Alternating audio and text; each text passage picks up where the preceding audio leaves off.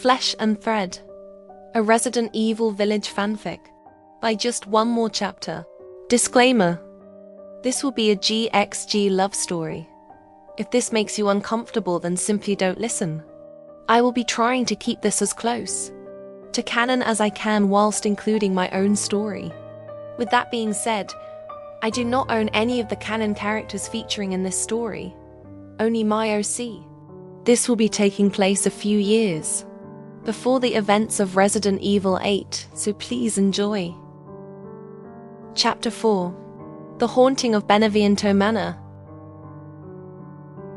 The door creaked shut behind her with a finality that made Jane's heart race. The heavy silence in the mansion was deafening. She stood frozen for a moment, the cool air biting at her skin, her senses on high alert. The faint flicker of candlelight from the far corners of the grand entryway did little to warm the calm, oppressive darkness that loomed over the house. The air smelled of mildew, dust, and something else, something strange, like old wood, and something faintly sweet, as if trapped in the mansion's forgotten corners for decades. The walls were lined with faded wallpaper that peeled at the edges, giving the place an unsettling, abandoned feel. And yet, despite the house's clear neglect, it seemed almost alive, as though it had been waiting for her arrival. Her shoes made a soft, echoing sound on the creaky wooden floorboards as she slowly stepped into the entry hall. The grand staircase, covered in layers of dust, rose in front of her, winding up into the darkness above. There was no sign of anyone. No footsteps, no voices, only the sound of her own breathing, quick and shallow. Her gaze drifted around the entryway. The walls were adorned with old, faded portraits, their subjects looking down at her with lifeless eyes, their faces barely visible through the layers of grime and dust. The paintings were of women, some young, others old, dressed in dark, elegant gowns. The expressions frozen on their faces were solemn, almost as if they were lost in their own thoughts, oblivious to the passage of time. What am I doing here? She shivered and turned away from the portraits, her gaze falling on the piles of dusty books scattered across the floor and the shelves. Some were stacked haphazardly, while others had fallen from their places on the shelves and lay abandoned in corners. Cobwebs hung from the corners of the room, some of them so thick they seemed like a curtain. The once grand furniture was now covered in a thick layer of dust, the wood stained and scratched as if it had been abandoned in a hurry.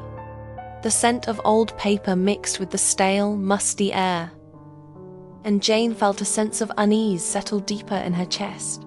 She had been inside abandoned houses before, but this place felt different. The sense of decay here wasn't just physical. It was as if the house itself had a soul, one that had long been forgotten but still hungered for something. She couldn't shake the feeling that the mansion was watching her, that the silence was deliberate, waiting for her to make her next move. Her eyes were drawn to an ornate table in the corner, cluttered with teacups, their porcelain delicate but chipped from years of neglect. There was a slight crack in one of the cups, its edges sharp as if it had once been dropped. The table was covered in layers of dust, and Jane could see the faint imprints where the cups had once sat, the table never properly cleaned. She stepped closer, her curiosity getting the better of her, but her eyes flitted to the corner of the room. A thick, dark shadow seemed to linger there, as if something or someone was hiding just out of sight. But when she looked directly at it, there was nothing. Get a hold of yourself, Jane, she thought, trying to steady her breath. She shook her head, her fingers brushing her forehead where the wound from the fall still stung, and stepped further into the room. The sound of her steps echoed off the walls, making her feel small in the vast emptiness. She glanced back toward the door she had entered through, half tempted to leave. But the whispers, the strange, haunting whispers, still lingered in the air. It was as if they had woven themselves into the very fabric of the mansion. A low creaking sound came from upstairs. Jane froze, her heart leaping into her throat. The house was alive with the sound of movement now, faint and distant, as though someone or something was walking upstairs. She held her breath, trying to listen, but the noise stopped abruptly. No, this is a mistake. I need to leave. Right now. She took a step back toward the door, but before she could make a move, her eyes were drawn once again to the strange clutter in the room. On one of the shelves, partially obscured by cobwebs, was a box. It was old, its edges worn, and the wood darkened by age. The box was open slightly, and she could see the glint of something inside. Her curiosity, along with the strange pull she felt toward the house, compelled her to approach the box. She knelt down carefully, brushing away the dust, the weight of the atmosphere pressing down on her like a physical force. Inside the box there was a collection of oddities, small trinkets, faded photographs, and something that looked like a doll's hand, detached and broken. But what caught her attention more than anything, hanging on the wall above, was a portrait, yellowed with age. The painting depicted a woman pale with long, dark hair, her eyes hauntingly familiar. Donna Beneviento. The woman in the portrait looked to be in her late 20s, dressed in a dark gown that blended with the shadows behind her. But it wasn't just her beautiful appearance that struck Jane. It was the feeling in the painting. There was an air of sadness about the woman, as if she were trapped within the canvas, eternally waiting. Her eyes, though painted with care, seemed to follow Jane as she gazed up and studied it. Before she could think further, a door creaked open somewhere deeper in the mansion. Jane's breath caught in her throat. Her body tensed, instinctively preparing to flee, but she stayed rooted to the spot, her heart pounding louder than the sound of her own footsteps. The door seemed to call to her. Without understanding why, she found herself walking toward it, the whispers growing louder in her ears, guiding her, coaxing her to open it. The air grew heavier, suffocating, as if the mansion was breathing with her, urging her forward. She placed her hand on the doorknob and it turned easily under her touch, the door creaking open with a soft groan. The room beyond was dark, lit only by a few flickering candles in the far corners, casting long shadows on the walls. The faint scent of lavender and something far less pleasant lingered in the air. There, sat in an old rocking chair, was a veiled figure. A figure, seated in an old, worn rocking chair, was draped in a heavy veil, their face hidden from view. The soft creaking of the chair echoed in the otherwise silent room, the slow back and forth motion of the chair a hypnotic rhythm that seemed to pull at Jane's attention. The figure was still, almost unnaturally so, as if the weight of time had pressed down on them until they became part of the room itself.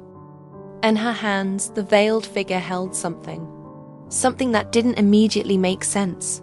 As Jane's gaze focused, she realized it was a doll, its worn body clutched tightly by the veiled woman. The doll had long, tattered hair, a cracked porcelain face, and was dressed in an old wedding dress. It looked ancient, its once pristine white fabric now stained and faded, like the remnants of a long-forgotten memory. The rocking continued, soft and deliberate. It was then that Jane heard it. A voice, a childish giggle, broken and shrill, cutting through the silence. "Are you lost, little girl?" The voice teased, sharp and mocking. It was high-pitched, almost too sweet, but there was a wickedness to it that made Jane's skin crawl. She blinked, trying to make sense of where it came from. She felt a strange compulsion to move closer, though every instinct told her to turn around and flee. Her eyes were locked on the veiled figure as the voice spoke again, this time louder, more forceful. "We're talking to you. You have to listen." The voice demanded, its tone suddenly sour, like a petulant child being ignored. Jane's stomach twisted in fear, her throat dry. And then the veiled figure, Donna, moved. Her hands shifted, cradling the doll closer. Her lips parted slightly, and the voice Jane had heard was no longer coming from the doll. It came from the woman herself. Angie, behave. Donna whispered, her voice soft but eerily commanding. It was as if she was talking to the doll, but also to the room itself. Jane's eyes widened as she watched the doll's eyes suddenly shift, as if coming to life. The porcelain face twisted into something grotesque and childishly mischievous, a mocking grin spreading across its cracked surface. The tattered wedding dress fluttered lightly in the air as if it were breathing. And then it spoke again. Who is this? Angie screeched, her voice echoing through the room, piercing Jane's ears with a shrill cry. A stranger in our house. Jane recoiled, her breath catching in her throat. The sound was like nails on a chalkboard, too loud and shrill to be real. The doll's head turned sharply in her direction, its gaze sharp and predatory despite its fragile form. You better run, you little rat. Angie shouted, her voice full of venom. She won't like you being here. Donna's fingers moved, a faint, almost imperceptible gesture as if calming the doll. But despite her actions, the tension in the room was palpable, thick with dread. Quiet. Donna murmured again, her voice cold, though there was a hint of something like affection in her words. Her words were spoken with the same unnerving calmness, like someone attempting to soothe a misbehaving child, but there was no warmth in her voice. Just an unsettling, eerie detachment. Angie, for all her harshness, fell silent for a brief moment, as if pondering her next words. The heavy stillness hung in the air before the doll broke the silence with another shriek. You won't get away. She will know. She will know everything. Angie warned, her voice sharp like a knife. Her head tilted with an almost comical sense of defiance, but there was no hiding the malice beneath it. Jane's heart hammered in her chest as she struggled to find her words. What was this place? What was Donna and this doll doing here? Donna's veiled head tilted, her hand still cradling Angie like a precious object, though her fingers remained unnervingly still. She didn't respond to Angie's outburst immediately, instead looking at Jane with a gaze that seemed hidden behind the veil. It was as if Donna were studying her, sizing her up, weighing her presence in the house with cold, quiet calculation. Jane's mind raced. This was not the same woman she had heard about in the village rumors. The stories spoke of madness, of unnatural things, but this was something far beyond what she had imagined. The woman Donna was calm, detached, and the doll she held in her arms was far from a mere toy. Angie was alive, and her behavior unhinged. Angie's laughter broke through the silence again, cruel and mocking. Well, are you just gonna stand there, little girl? What are you waiting for? She cackled, her voice sharp and full of venom. She is not going to let you leave now. The warning was clear. Jane's heart pounded in her chest as the weight of Angie's words settled in her mind. She felt a sudden, overwhelming urge to run, but her body remained frozen, her feet glued to the floor. The doll, no. The presence of the doll and Donna seemed to be everywhere, surrounding her, suffocating her with their eerie, unpredictable nature. Donna didn't move, but there was something in her posture now, something that sent a chill down Jane's spine. The room grew colder, darker. The walls seemed to close in on her. Despite the gentle rocking of the chair, everything around Jane felt heavy, like something was waiting to strike. And as she stood there, caught in the strange web of this house and its twisted occupants, she realized something terrifying. She had walked into a trap.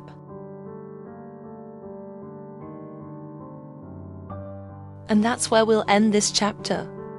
After escaping the horrors of the castle and surviving the Lycans, our journey has led us here, to the Beneviento estate. And now we finally met Donna. But something tells me this meeting is only the beginning. Thanks for watching. Please like, subscribe and tell me what you think in the comments. I'll see you in the next chapter.